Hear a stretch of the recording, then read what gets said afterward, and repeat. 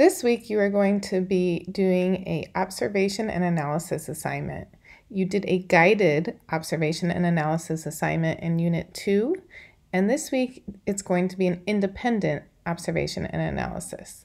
You have two options. You have the option to do a live classroom observation, which if you work in a preschool or an aftercare program of some sort, or an elementary school up to grade 3, you can ask to observe a classroom that way, or if your child is in one of those programs and you have permission from them to observe for 2 hours in a classroom, you can do your observation that way. If you do not have a way to do a live observation, there is also the option of doing a video observation, and those links to the video choices are provided for you. So I'm going to walk everyone through how to do this assignment and where to locate it. So I'm in Unit 4 of the course. I'm scrolling down to the assignment section. You'll see here it says Unit 4 Assignment, Independent Class Observation and Analysis. Here is the instructions and the rubric.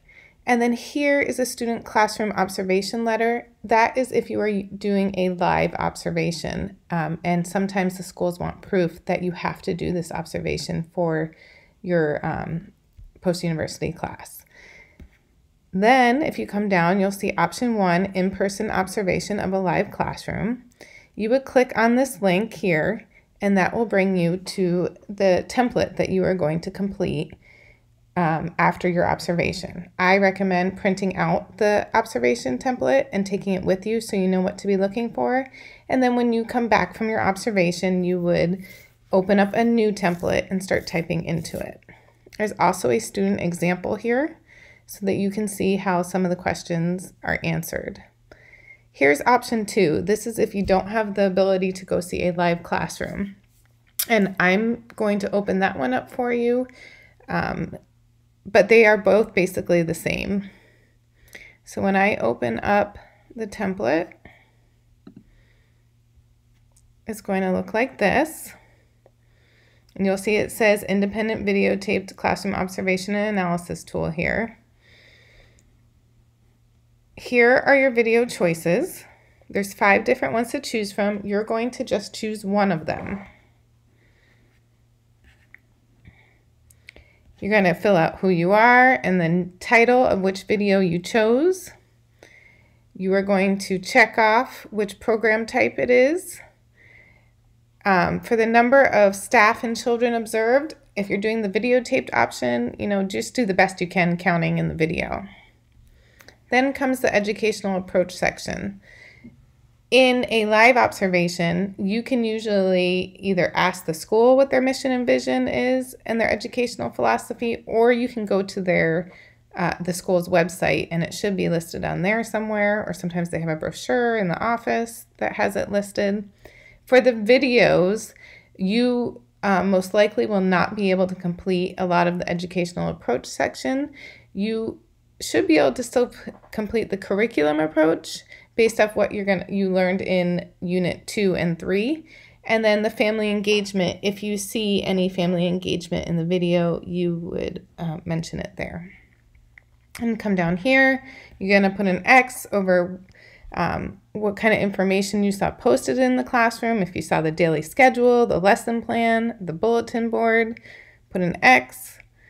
Then comes the lesson plan. In a live classroom observation, you should be able to see the lesson plan. Either it's posted on a bulletin board for the week, or maybe the teacher has her lesson plans out on her desk, or you can ask the teacher, what are you working on this week? In the videotaped one, this one may not be as easy to document, but just do the best you can as to what the videos seem to be about. Were they learning about math and numbers, or were they learning about especially if they're infants and toddlers, were they doing playtime, or were they outside playing? Then you're going to check off the location. Was the video or the live observation in the classroom, outdoors, or indoor gymnasium, or some other place? Daily schedule routine. That, if you're doing a live observation, should be pretty easy. It's usually posted somewhere in the classroom. If not, you can ask the teacher. Materials being used. What materials did you see them being used? If they are doing a patterning activity, maybe they were using blocks. So you would list blocks there. Going back to the daily schedule routine, if it's a video observation, then you would just put what you saw in the video, because obviously, unless they talk about it in the video, you're not going to be able to know their whole daily schedule. You're just going to be able to list what you see in the video. Signs of children's interest and engagement. That is, how could you tell that the children were engaged in the activities? Were they raising their hands? Were they asking questions? Were they talking to each other? Were they laughing, smiling?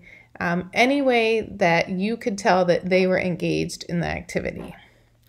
Teacher-to-child interactions and child-to-child interactions, that is where you are going to give me 2 to 3 examples of actual words spoken between the two. So what is something that the teacher said to the child, or that the child said to another child during your observation? I'd like 2 to 3 examples for each section. So 2 to 3 for teacher to child and 2 to 3 for child to child. If it's like an infant toddler and they're not speaking words, you can put the gestures or actions of what they were doing in the video with each other. Teacher to family interactions, you may not observe this in the videos. Some of them have it, some of them don't. If you don't see any teacher-family interactions, you can just say that none observed. If you're in a live classroom, I would love for you to ask, how do you interact with the families? Other is anything else that you notice that you really want to mention. Then comes the analysis. Here you're going to complete all 4 questions. Each question should be answered with at least 3 to 4 sentences in length. And there are some student examples in Unit 4 that you can look at to see how to answer these questions. Plus, these are the same 4 questions that you answered in your guided observation for the Unit 2.1 assignment.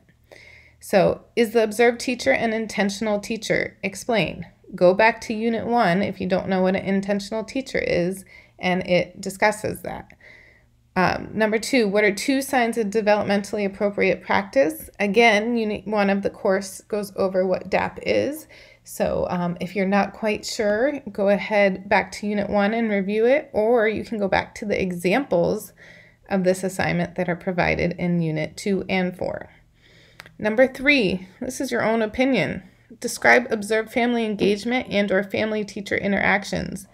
Do you find the practices effective for supporting families as their children's first teachers? If none are observed, write 1 way the teacher could support families to engage children in similar learning experiences in their homes. So that is your own opinion. And last is, what is 1 characteristic of this teacher that you would try to emulate as a teacher, and explain why, in at least 3 to 4 sentences. So hopefully this has helped you know how to complete this assignment, and if you have any questions, please feel free to reach out to your instructor, and they can also help you as well.